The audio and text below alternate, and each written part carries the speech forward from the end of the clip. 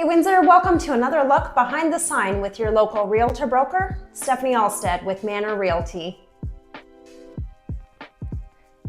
On today's episode of Behind the Sign, let's look at what we need to do to make this great Windsor property into 2 units and maximize the rental potential.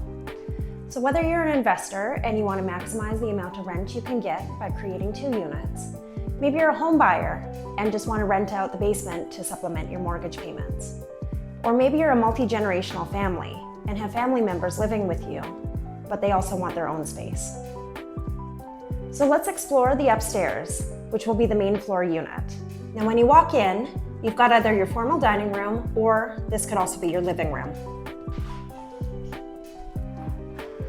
Then we have 2 main floor bedrooms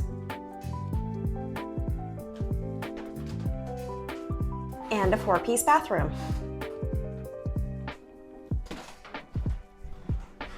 As well as a bright and beautiful custom kitchen with quartz countertops.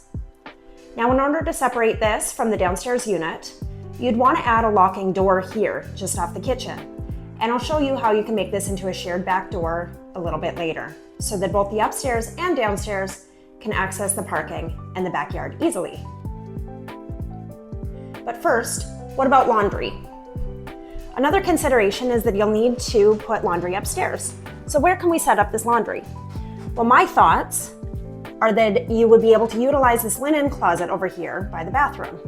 So you might need to open up the wall a little bit, but you should be able to fit a stacking washer dryer and then easily access the plumbing supplies from down in the basement below. Alternatively, you could do a 2-in-1 unit that is both the washer and dryer in one machine. The nice thing with those is that they run on a 110, so regular plug-in, and they're ventless, so you don't need to worry about the exhaust vent having to go out. Now let's go downstairs and see what we'd need to do in order to make this into a self-contained unit.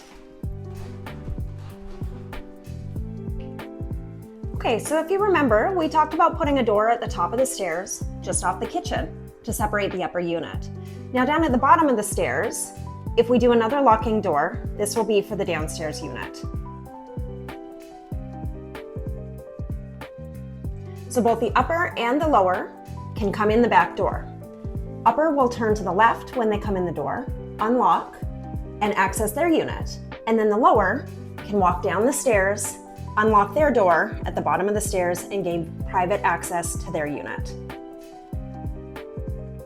So when we come downstairs here, we walk into our living room. And then through here, we've got our 1 bedroom. Now, one consideration that we need to have is that currently there's no egress window. So that would be one thing that you would need to add.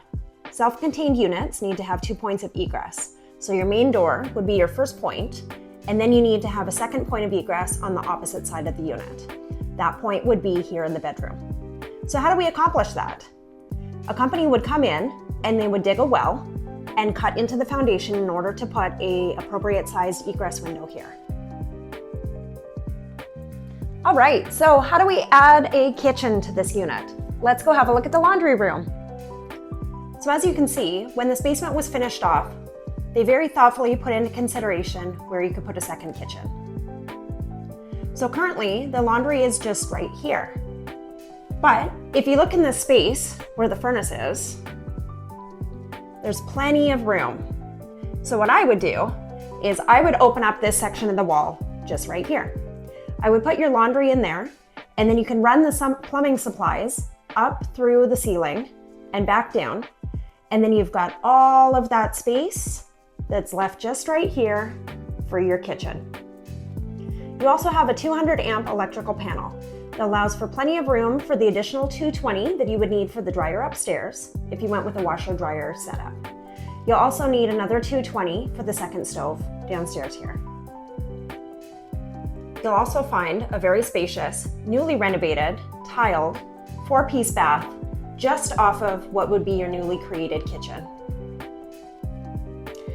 Okay, so another thing to keep in mind is the ceiling height requirements. So the City of Windsor and Ontario Building Code requires that the ceiling height for a self-contained unit in a basement on an older home like this needs to be at minimum 6 foot 5 inches over 50% of the living space.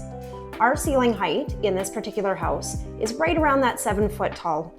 So we have plenty of ceiling height to work with. Now let's go have a look at our parking situation.